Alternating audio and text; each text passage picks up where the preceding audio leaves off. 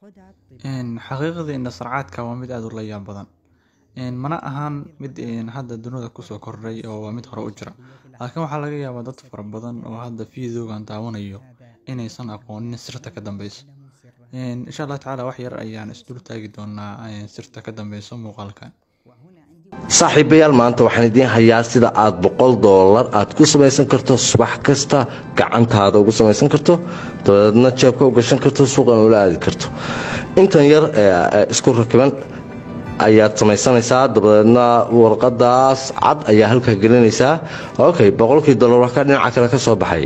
si fudud baad ku samaysan kartaa subax kasta $100 sheetkana waad ka baxaysaa eg dhinaca kale haddana dhinaca kale rig وكا و$100 صافي اوكي ويان خدعة طباعة ورق المال saadaam alcisi oo ah nin dhalinyaro ah oo badanaa turjuma barnaamijyadan loo yaqaano Got Talent-ga ayaa wuxuu soo bandhigayaa sirta ka dambeysa arrintan wuxuu soo qaadanayaa sanduuq kadibna wuxuu gelinayaa warqad yar oo u samaysan sida lacagta dollarka ah kadibna wuxuu ka soo saarayaa warqadda oo u bedelayaa dollar وحنا كدوسا يا ugu dambeyntii sirta ka dambeysa arrintan علشان تتأكدوا أن هذه العملة laakiin marka hore wuxuu ku tusayaa qaabka ay u sameeyaan nimanka in sarcaadkan sameeyo sida fiidiyoga bilowgiisaba ku arkeyna marka qaabka u sameynayo ayaan daawanaynaa حقيقية لاحظوا عملة حقيقية وهنا فارغ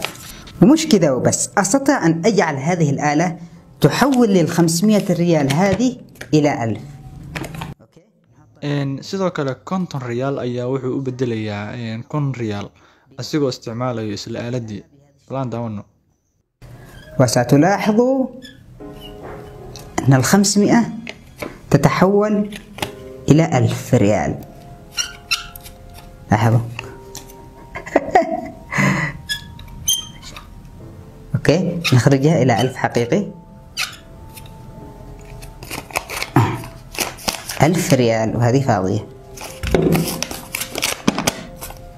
فما هو السر هنا؟ سر هذه الخدعة وبكل تأكيد هو في هذه الآلة نفسها والتي خصصت لعمل هذه الخدعة فهذه ليست طابعة صغيرة أبدا بل يوجد بداخلها مكرتين كما تروا المكرة الأولى تظهر العملة والمكرة الأخرى تخفي الورق الأبيض في الداخل فقبل بدء الخدعة يخفي الساحر العملة الحقيقية بداخل هذه المكرة بهذا الشكل وعند تنفيذ الخدعة ما عليه سوى قلب هذه الآلة إلى الجهة الأخرى ويضع هذه الورقة في هذه المكرة الأخرى وستقوم هذه المكرة بلف الورقة إليها وفي نفس الوقت المكرة الأخرى ستخرج من الجهة الثانية ورق المال وهكذا يظهر للمشاهد وكأنه يتم طباعة المال فعلا طبعا هذا المنتج متوفر